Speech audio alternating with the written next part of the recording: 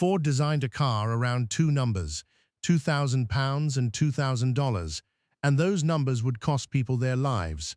In the late 1960s, Japanese and German subcompacts were flooding American highways, and Ford Motor Company, under the drive of its president Lee Iacocca, wanted a weapon to fight back. The answer was the Pinto, introduced for the 1971 model year, a small, cheap car meant to keep American buyers from drifting toward imports.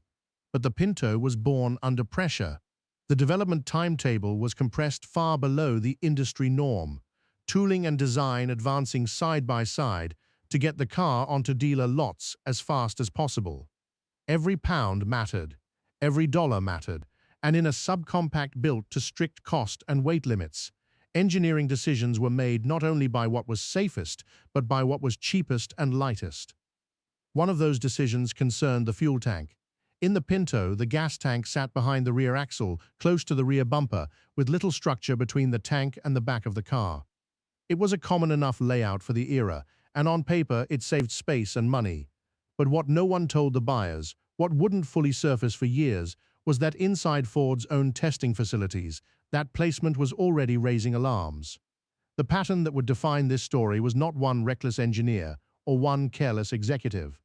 It was a system, an entire institutional machine, weighing human safety against a target price. The evidence of danger did not come from outside critics. It came from Ford's own crash tests. During the Pinto's development, and in testing that continued after the car went on sale, engineers ran rear impact collisions and watched what happened to the fuel system. In test after test, the results pointed the same direction. When a Pinto was struck from behind, the fuel tank could be driven forward against bolts and other hard components in the rear structure. The tank could buckle, it could be punctured, and when it was punctured, gasoline sprayed free. This was the lethal combination. A ruptured tank meant fuel leakage, and fuel leakage near a collision meant the constant possibility of fire. These ruptures were documented at relatively low speeds, not extraordinary high-speed catastrophes, but the kind of rear-end impacts that happen on ordinary roads every day. The danger was not theoretical. It was written into Ford's own engineering records. There were ways to reduce the risk.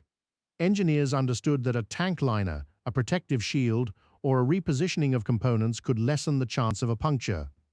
These were known solutions, discussed and understood inside the company. Yet the Pinto shipped for the 1971 model year with its fuel tank where it was, and the cars rolled off the line by the hundreds of thousands. The test results existed, the warnings existed, and the question that would haunt Ford for a decade was simple. Knowing what its own tests showed, why did the company keep building the car unchanged? The answer, it turned out, had been written down. In 1973, Ford produced a memorandum with a bureaucratic title, Fatalities Associated with Crash-Induced Fuel Leakage and Fires. Behind that dry language sat one of the most disturbing documents in the history of American industry. It applied cost-benefit reasoning to the problem of people burning to death. The logic was cold and precise. The memo weighed the cost of modifying fuel systems across a large population of vehicles against the cost of the deaths, injuries, and burned cars that fires would cause if nothing changed. To make that comparison, it needed a price for a human life. It used a figure of roughly $200,000 per death, a number drawn not from thin air, but from federal regulatory estimates of the era, the same kind of figures government agencies used when they calculated the value of safety rules. It is important to understand what this document was and what it was not. It was framed as regulatory analysis, an argument aimed at the broader debate over federal safety standards, not a single note reading, "Let them burn." But strip away the framing, and the conclusion remained. By the memo's math, fixing the problem across the fleet cost more than paying out for the dead and the injured. The savings from a modification did not, in this accounting, justify the expense. Human beings had been converted into a line item. And the proposed fixes at the center of the debate were not expensive at all. Estimates commonly cited placed them around $11 per car or less. $11 set against a human life valued at $200,000, and the ledger still came out against the fix. If the memo revealed how Ford thought, the fight over federal regulation revealed how Ford acted.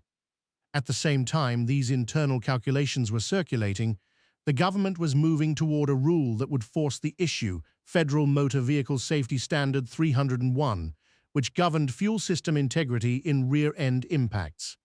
A strong standard would have required cars to survive rear collisions without dangerous fuel leakage. It threatened to make the Pinto's design unacceptable by law. Ford did not welcome the standard. Together with much of the auto industry, the company lobbied against and helped delay the tightening of the rule. The arguments were framed in the language of cost, feasibility, and timing. But the effect was concrete. Years passed before the fuel system requirements took full force. And in those years, Pintos kept selling, kept driving, and kept being struck from behind. This is the part of the story that transforms it from an engineering failure into something graver. A defect uncovered and quietly fixed is a mistake. A defect known, calculated, and then shielded from regulation by lobbying is a decision. Ford was not merely slow to recognize the danger. The company worked to keep the legal environment from compelling a change. The delay was measured in years. The cost of that delay would be measured in lives. On a Southern California freeway, a Pinto stalled, and what happened next put a human face on every internal memo. The car was driven by Lily Gray, with 13-year-old Richard Grimshaw riding as her passenger. When the Pinto lost power and slowed, another vehicle struck it from behind. It was the exact scenario Ford's engineers had watched play out in their test facilities. The tank ruptured, fuel escaped, and then it ignited. The car became an inferno. Lily Gray did not survive. Richard Grimshaw lived, but the flames left him with catastrophic burns across his body, scarring that would demand years of surgeries and a lifetime of consequences. Here was the abstraction made real. The fatalities associated with crash-induced fuel leakage were no longer entries in a spreadsheet. They had names. Lily Gray, dead in a fire that engineering had foreseen. Richard Grimshaw, a boy burned in a collision that the company's own tests had reproduced again and again. The crash was ordinary, the kind of impact that happens on any highway, any day. What made it extraordinary was that it had been predicted, priced, and permitted, and soon the documents that priced it would no longer stay hidden inside Ford. In August 1977, a magazine article detonated the whole affair into public view. The journalist was Mark Dowie, writing in the progressive magazine Mother Jones. His investigation carried a title that would stick to Ford for a generation: Pinto Madness. Dowie had done what Ford feared most. He obtained the internal documents, the crash test knowledge, the cost-benefit reasoning, the memo that weighed lives against modifications, and he laid them before the public. He connected the $11 fix to the $200,000 valuation of a life. He described a company that, by its own paperwork, appeared to have calculated that settling with the dead was cheaper than saving them. The reaction was immediate and furious.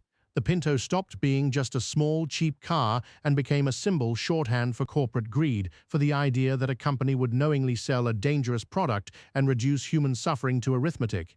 Former Ford engineer Harley Kopp emerged as a critical voice, a man from inside the company willing to speak about what had been known and when. The story spread from the magazine into the mainstream press, into dinner-table conversations, into the growing consumer safety movement. The internal accounting Ford never meant the public to see was now the centerpiece of a national scandal, and with public outrage came the courts. The reckoning arrived in a California courtroom in 1978. In the case of Grimshaw v. Ford Motor Company, a jury heard the evidence of what Ford had known, and when the company had known it, the crash tests, the internal analysis, the choice to keep selling the car. Then the jury delivered a verdict that shook the corporate world. They awarded compensatory damages to Richard Grimshaw and to the family of Lily Gray. But they went further. They returned a punitive damages award of staggering size, a sum meant not merely to compensate the victims, but to punish Ford for its conduct and to warn other corporations. The trial court later reduced that punitive award to $3.5 million, still an enormous figure for its time, and a legal declaration that the company's behavior crossed a line the law would not tolerate.